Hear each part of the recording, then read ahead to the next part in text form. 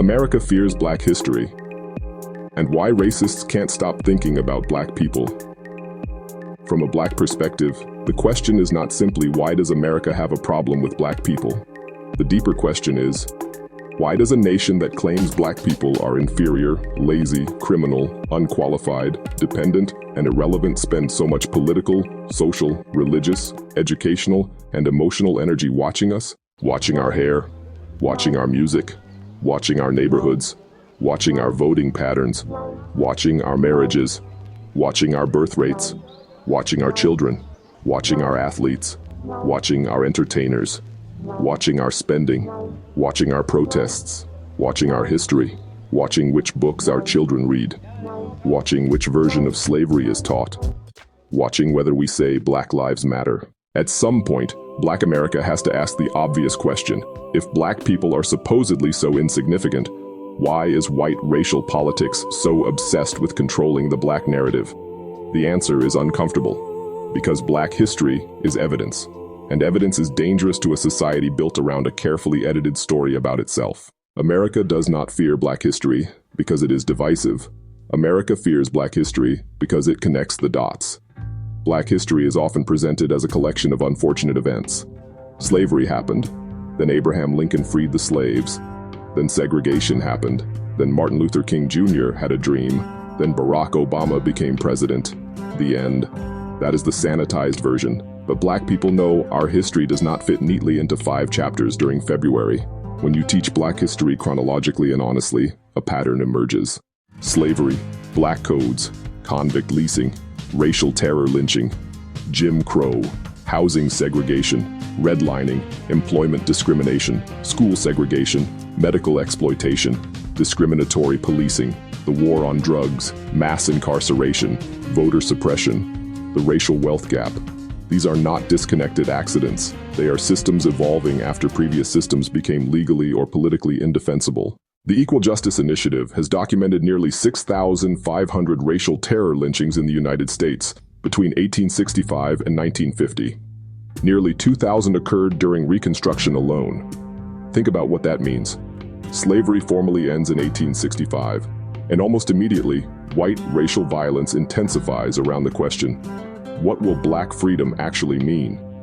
That is the part America does not like discussing. Because the violence was not simply about white people randomly hating Black skin. The violence was frequently connected to power, Black political participation, Black land ownership, Black economic competition, Black independence, Black men refusing racial submission, Black communities organizing, Black people attempting to exercise citizenship. So when someone says, why do we have to keep talking about slavery? Black America hears something different. We hear, why do you keep connecting what happened then to what exists now? That is the real fear. Black history destroys the myth that America has always been a meritocracy. America needs the mythology of meritocracy. The mythology says, people who work hard succeed. Therefore, wealthy people must have worked harder. Poor people must have made bad choices. And if Black Americans statistically possess less wealth, there must be something culturally wrong with Black people. But then Black history enters the room, and Black history starts bringing receipts. You learn that Black people were legally enslaved, then legally restricted from full participation in the economy, then subjected to racial terror, then excluded from many labor protections, then denied equal access to federally supported housing opportunities, then redlined, then discriminated against in mortgage lending, then disproportionately targeted by criminal justice policies. Suddenly, the racial wealth gap becomes much harder to explain with, Black people need to make better choices. Current economic disparities remain substantial. The U.S. Census Bureau reported an overall median household income of $83,730 in 2024. A 2026 racial economic snapshot using federal data reported Black median household income at approximately $56,020 for 2024 and noted that 18.4% of Black households were below the poverty line in 2023. Research using expanded mortgage data has also found that racial disparities in mortgage approval and pricing shrink after accounting for observable borrower characteristics, but do not completely disappear, particularly in approval outcomes. Black history forces America to ask, what if the starting line was never equal? And if the starting line was never equal, then America's racial hierarchy cannot simply be explained as the natural outcome of individual effort. That threatens the moral legitimacy of the system. This is why they fight so hard over what children learn. If Black history were irrelevant, there would be no reason to legislate against teaching uncomfortable racial history. Yet politicians continue doing exactly that.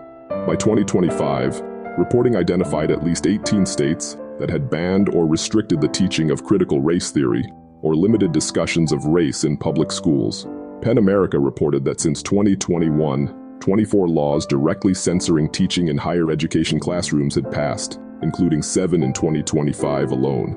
PEN America also recorded 6,870 instances of school book bans during the 2024-2025 school year, across 23 states and 87 public school districts. Its earlier analysis specifically identified books addressing race or racism and books featuring characters of color among affected works. The American Library Association reported 5,668 books banned from libraries in 2025, plus another 920 subjected to access restrictions, the highest number of censored titles and the highest challenge to censorship rate tracking from 1990 to 2025. This is not ancient history. In March 2025, the White House issued an executive order titled Restoring Truth and Sanity to American History. The administration declared that federal historical sites should emphasize America's extraordinary heritage and unmatched record of advancing liberty. By 2026, the administration's efforts to reshape federal historical and cultural institutions had included pressure over slavery exhibits, Confederate monuments, and historical signage discussing slavery and the mistreatment of Native Americans. And this is happening right now. On July 4, 2026, the White House released a report accusing the National Museum of American History of thinly veiled anti-Americanism and ideological activism. Smithsonian Secretary Lonnie Bunch publicly defended the museum's commitment to accurate history, while the Organization of American Historians described the pressure as an attempt to force historical institutions into political alignment. In Philadelphia, the removal of 34 historical panels from the President's House Memorial, panels discussing the enslaved Africans who served George Washington, triggered protests and litigation. So Black people are supposed to believe America is simply tired of talking about race? No. You do not legally, politically, and institutionally fight information you consider meaningless. You fight information you believe threatens something. What Black history threatens is white innocence. There is a psychological difference between saying slavery was bad and saying American institutions accumulated wealth, land, and political power through systems that deliberately exploited Black people. The first statement allows emotional distance. The second statement raises questions. Who benefited? What happened to the wealth? Who inherited the property? Who inherited the political networks? Who inherited access to better schools? Who inherited neighborhoods protected from Black residents? And most importantly, did the consequences disappear when the law changed? Black history moves racism away from individual morality. That is terrifying to people invested in white innocence, because if racism is only a white person who hates Black people, then the average white American can say, I don't use the N-word, therefore this has nothing to do with me. But Black history explains institutions, policy, banking, housing, education, criminal justice, labor, voting. Suddenly the conversation is not, are you personally a racist? The conversation becomes, what system did you inherit? And that is a completely different conversation. Why racists cannot stop thinking about Black people. Here is where I believe Black America sees something white society frequently refuses to acknowledge. Racism is an obsession. Indifference does not behave like racism. People who are genuinely indifferent to another group do not spend hours monitoring that group's behavior.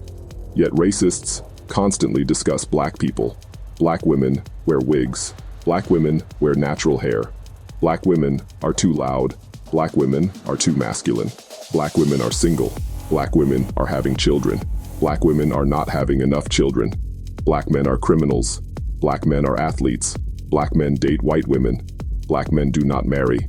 Black people receive welfare. Black people have expensive shoes. Black people are poor. Black people have too much buying power. Black people complain too much. Black people are too quiet. Black people protest. Black people riot. Black people vote Democratic. Black people are leaving America. Black people have Black History Month. Black people have BET. Black people say, Black Lives Matter. They are watching everything. This is not the behavior of people who believe Black people are irrelevant. It is the behavior of people who have constructed part of their identity in opposition to Blackness. Research on racial resentment and demographic change helps explain part of this behavior. Studies have found that information about a future majority-minority America can produce status threat among some white Americans, shifting political attitudes in a more conservative direction on both racial and ostensibly non-racial issues. Notice the terminology: status threat, not physical threat, not criminal threat. Status. That distinction matters, because for some people, equality feels like oppression when hierarchy has always felt normal. Black progress has historically triggered white backlash. This pattern is older than social media. Black people gain freedom. Reconstruction violence follows. Black communities build wealth. Racial terror follows. Black political power grows. Voter suppression follows. The civil rights movement succeeds. The Southern strategy emerges. Barack Obama becomes president. Birtherism explodes. Black Lives Matter gains international attention. Anti-CRT legislation spreads. George Floyd's murder produces one of the largest racial justice mobilizations in modern history. Then, America experiences an aggressive political campaign against DEI, Black history curricula, race-conscious education, and institutions discussing systemic racism.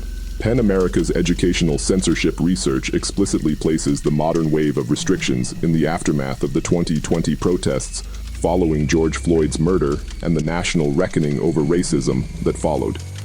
That is the historical rhythm. Black advancement, then white backlash. Black visibility, then calls for silence. Black organizing, then surveillance.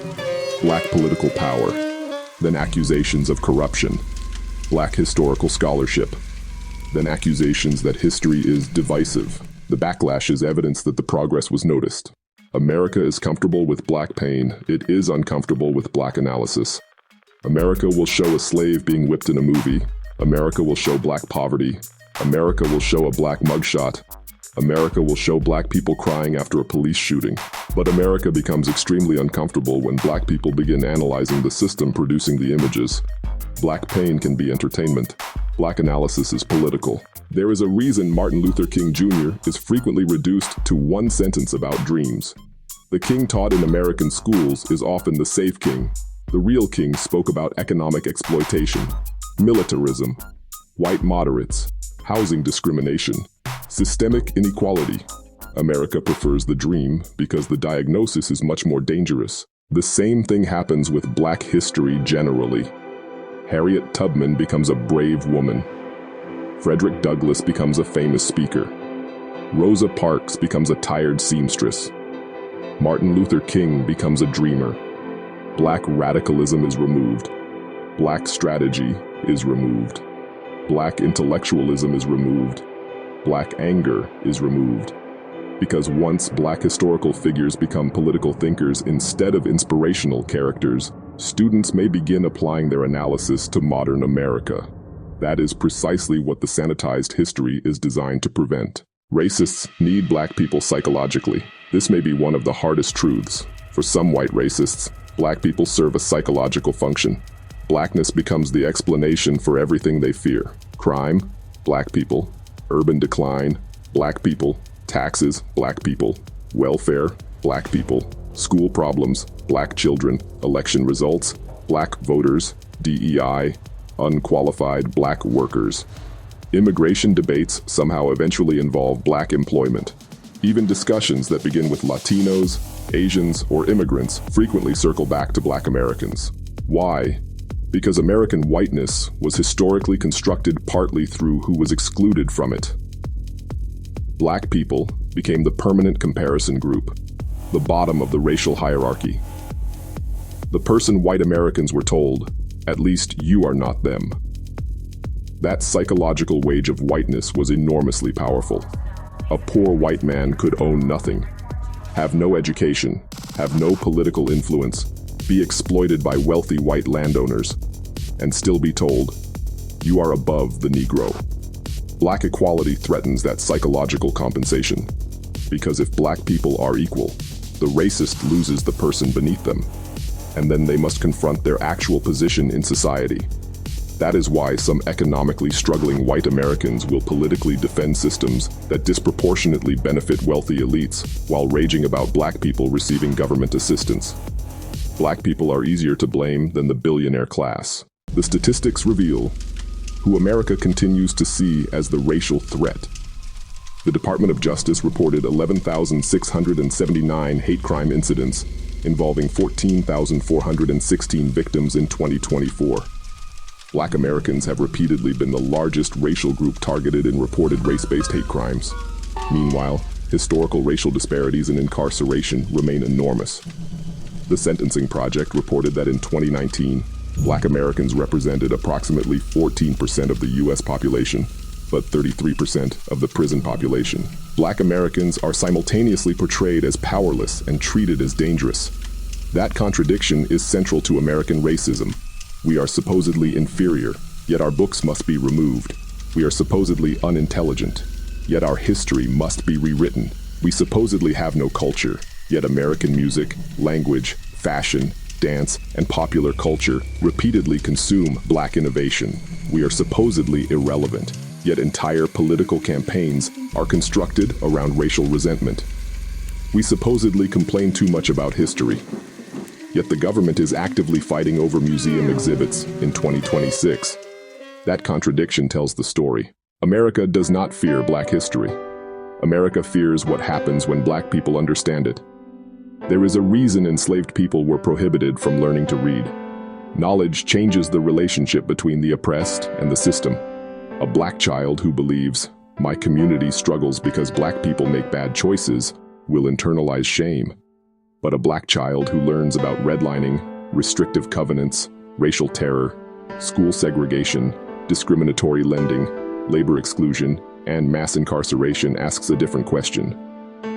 Who designed this? That question changes everything, because now the child is not examining black people as a defective population. The child is examining America as a political system, and that is exactly why black history is dangerous. Black history removes white America from the position of narrator and places white institutions under examination. For centuries, America studied black people, measured our skulls, studied our intelligence, studied our neighborhoods, studied our crime, studied our families, studied our poverty, studied our bodies. Black history turns the microscope around, and suddenly, the question is not, what is wrong with black people? The question is, what happened to America that it needed to spend 400 years controlling black people? That is the question racists do not want asked. Because once you understand black history, you begin to understand something very important. The obsession with black people has never been evidence of black inferiority. It has always been evidence of how central black people are to the American story. You cannot explain American wealth without black labor.